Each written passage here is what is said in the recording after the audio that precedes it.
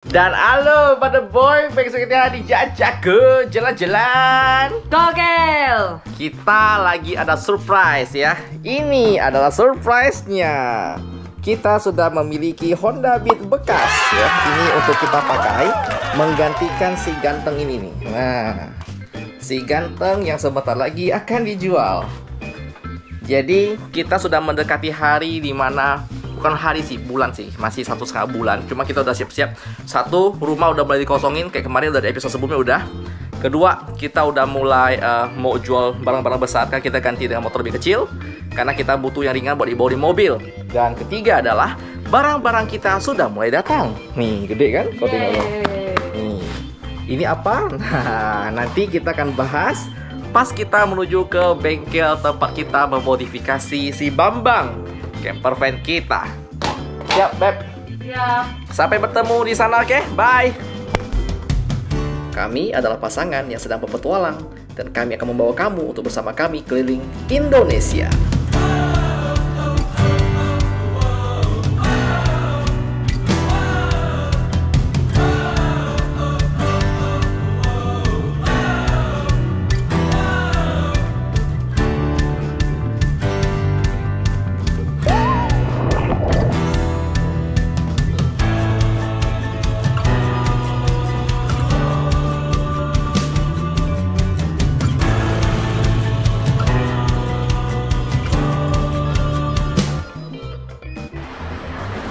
Dan kita sudah sampai ya di bengkel favorit kita ya, bengkel Koa. Uy, dan si Bambang. Halo Bebek. Hai. Gimana kabar si Bambang? Sehat? Sehat dong. Wih, udah lebih bercahaya betul? Nah, karena kita sudah membuat beberapa perubahan. Oke, yang pertama kita bahas pertama dulu. Kita mengganti bahan multiplex menjadi bahan PVC. Kenapa kita ganti? Karena setelah kita konsultasi dengan banyak orang, bahan multiplex itu sangat rentan terhadap kelembapan. Bukan basah ya, kelembapan itu dua hal yang berbeda. Jadi sering berjamur. Jadi ada pengakuan bahwa dia udah pasang kayu di dalam mobilnya, lalu setiap 2 tahun tuh berjamur ya. Akhirnya daripada kita pikir untuk bongkar ulang dan itu rusak semuanya, mending mahal di depan. Oke. PVC itu bahannya jauh lebih ringan dibanding multiplex. Dan dia pasti lebih mahal. Kenapa? Karena selain lebih ringan dan dia juga tahan rayap, tahan jamur. Jadi lebih aman daripada si multiplex itu sendiri. Jadi ketika kita pertimbangkan, saya udah searching soal bahannya dan harga, kita memilih untuk menggunakan PVC. Yang kedua, aluminium foil juga sudah dipasang. Jadi kita bisa lihat pemasangan kita buat dari atas, kiri, dan kanan. Tujuannya buat apa? Biar tidak terlalu panas. Karena pada dasarnya, mobil gede ini adalah kotak besi berjalan. Kau semacam tidur di dalam oven, boy. Jadi kau butuh insulasi bagus biar kau tak gosong di dalam sana. Yang berikutnya spesial juga, kita mau say thank you untuk pada boy ya. Akhirnya dia mewujudkan salah satu impian kita, yaitu adalah baterai idaman semua camper van, yaitu ada LiFePO 4 alias lithium. Dan kita sudah punya, ini persembahan dari Brother Boy yang tidak mau disebut namanya. Aku pun tak tahu mau sebut nama apa ya, dia tak mau sebutin. Kita sebut dia hamba Allah ya. Jadi kita dapat sumbangan langsung di chat ya, di chat via IG kemarin. Dia bilang, bro, gua dengar lu katanya butuh aki lithium kah? Saya bilang iya, cuma nggak ada barangnya. Saya bilang langsung diminta rekening, ditransfer di tempat. Luar biasa boy. Semoga rezeki kau dikali 4 ditambah 7. Wah biasa. Dengan aki lithium kita menghemat banyak hal. Pertama adalah kita sudah membuang 2 buah deep cycle kita. Itu saya jual second kemarin. 2 buah deep cycle sebesar 350 ampere kita sudah jual. Dan saya mau kasih tahu apa perbedaan signifikan. Kenapa Anda harus pakai lithium dibanding dengan deep cycle alias VRL biasa. Yang pertama, kapasitas. Jadi deep cycle itu punya saya kemarin totalnya 350 Ah. Kalau diwattkan setara dengan sekitar 4200 watt. Gede dong. Dibanding dengan lithium yang saya beli itu cuma 200 Ah alias sekitar 2400 watt.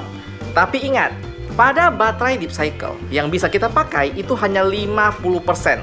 Istilahnya adalah depth of discharge. Yang bisa lu pakai secara optimal cuma 50% aja gitu loh. Sedangkan lithium lu bisa pakai sampai up to 80%.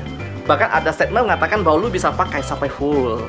Jadi sudahlah lebih ringan, dia jauh lebih kecil, ukurannya ringkas, dan kapasitasnya lebih besar. Lu bisa pakai full. That's why lithium itu adalah impian semua orang sebenarnya. Dan dia juga lebih tahan lama. So, thank you ya buat Ko Butter Boy ya, si hamba Allah yang udah bantu kita untuk si lithium. Nah, perbandingan beratnya tuh signifikan banget sih. Itu bener-bener. Oke, mari tes angkat. Woi, bisa sendiri boy. Karena gini loh, dalam namanya camper van, every single kilogram counts. Artinya adalah setiap kilogram itu diperhitungkan. Karena kita berjalan, jadi makin berat beban termasuk bahan bakar juga pasti akan bertambah. So ya, lu bisa cari bahan yang lebih ringan, itu lebih oke. That's why multiplex ganti PVC itu juga sebenarnya penghematan. Walaupun mahal di depan, tapi untuk jangka panjang itu lebih bagus. Gitu boy. Kemudian kita mau bahas juga, kita juga kedatangan barang berikutnya, yaitu adalah exhaust fan ya. Exhaust fan ini sebenarnya kan kita mau beli itu. Saya udah cek Tokopedia, udah ketemu nih. Ini barang sebenarnya jarang dijual, ada di Cina gitu. Cuma kebetulan ketemu, saya chat sellernya, saya nanya ready nggak. Sellernya bilang ini jago ya. Saya kaget kan. Lalu akhirnya kita tukar-tukaran kontak ya, say hello. Akhirnya si Butter Boy bilang nggak usah bayar ya, gua kasih lu gratis. Gila, thank you ya. Thank you for Butter Boy yang sama juga nggak mau disebutin namanya. Thank you banget, semoga rezeki lu kali 4 tambah 7. Dan setelah kita kontek-kontekan ya, ternyata sekarang jadi teman baik ya. Jadi Butter Boy itu sangat paham tentang kelistrikan. Kita sering kontak, kita sering tukar pikiran lah, tukar ide tentang kelistrikan. Dan juga kita bahas cukup detail mengenai DC to DC charging. Yang mengenai banyak orang nih suka, bukan salah sih, tepatnya itu belum optimal. Jadi selama ini saya temukan adalah rata-rata orang tuh mengecas akinya, aki deep cycle-nya itu menggunakan alternator. Padahal nggak boleh. Jadi kalau kalian mau riset lebih detail, DC to DC charger itu kenapa penting? Karena aki deep cycle itu dicas nggak cuma dicas biasa, tapi ada 3 buah fase, 3 phase namanya. Yang pertama itu disebut dengan bulk charge. Langsung dia tuh gede gung gitu. Level 2 itu adalah dia constant charge, lalu level 3 adalah floating charge. Jadi dia ada 3 buah fasenya. Sedangkan kalau alternator biasa tuh nggak ada gitu, dia cuma ngecas, taunya gitu loh. Jadi efek jangka panjang apa? Satu, bateraimu yang lithium ataupun deep cycle-mu tidak pernah dicas nggak optimal. Dan kedua, pasti mengurangi umur si aki. Padahal aki itu mahal gitu loh. Jadi itu kalau bisa dijaga. Masalah adalah di Indonesia saya udah cari, tidak ada yang menjual DC charger buatan Indonesia, belum ada. Semua luar negeri. So ya, ini akan jadi masa depan buat kamu yang benar-benar mau coba fokus ke camper van. Ada baiknya meriset tentang hal ini. Tapi ingat, disclaimer, saya belum tentu benar karena saya hanya orang bengak yang lagi belajar. So yang paling benar tuh adalah yang udah punya pro di bidang teknis. Saya nak pro, kita nih cuma belajar ya Pak Boy. Cuma sharing lah, inilah yang saya pelajari. Setelah setiap subuh saya aktif di forum camper van elektrik buat konsultasi dengan mereka yang sudah hidup di camper van. Mengapa kita gunakan patokan di sana? Karena sebenarnya kehidupan RV, kehidupan van yang ada di luar negeri itu sudah jauh lebih advance, udah lebih mereka tuh benar hidup di mobil gitu loh. Bukan kayak kita yang cuma happy di mobil, enggak. Mereka hidup di mobil karena di sana tanah, sewa, mortgage semua mahal, lebih murah tuh hidup di mobil. That's why mereka tuh lebih benar-benar concern tentang safety terutama dan long termnya yang untuk barang-barang jangka panjang dalam mobil. Gitu. So ya kiblat kita ke sana sih. Kenapa penting soal safety? Kenapa penting soal jangka panjang? Karena boy, kita nih bawa anak orang, cewek boy, dalam metal berjalan. Kalau napa-napa, tiba-tiba kita punya kabel terbakar ke mobil kita berasap. Macam mana kami nih boy? Anak orang dalam mobil kita boy. Barang berikutnya yang sudah datang itu juga adalah pompa air DC kita. Saya kurang yakin dengan kualitasnya, tapi itulah yang saya ketemukan dan cukup terjangkau. Karena sebenarnya ada pompa DC yang benar-benar murni buat camper van, tapi harganya cukup mahal. Jadi ya saya pertimbangkan dulu. Saya coba dulu deh, karena kan kerjanya nggak terlalu ekstrim ya. Cuma naikin air 100 liter dari tangki bawah ke atas yang cuma jarak sekitar 3 meter. So saya rasa nggak signifikan. Tapi kita lihat ya, kalau jangka panjang kena guncangan apakah rusak dia punya dinamo. Dan spesial kali ini yang kalian tunggu-tunggu ya, ada fitur baru dari si Bambang. Fiturnya adalah electrical stairs. Kita punya tangga elektrik boy, otomatis. Jadi ketika pintu dibuka, ada tombol kau tekan, dia bisa keluar. Dan ketika pintu tertutup, sirkuitnya otomatis mati. Jadi tidak ada listrik berjalan, jadi tidak ada resiko untuk ketekan tak sengaja.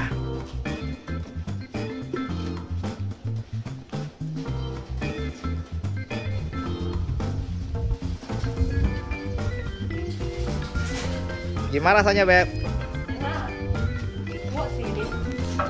Anda boleh tepuk tangan untuk yang punya otak bikin ini ya, si Koawi yang mana orangnya. Dia tak mau nampak ya. Nah, ini karya beliau, dan itu keren sih. Dan untuk awning, sebenarnya saya pengen banget ganti kain awningnya ya, karena kain ini udah agak apa ya, dia birunya tuh biru kotor itu loh.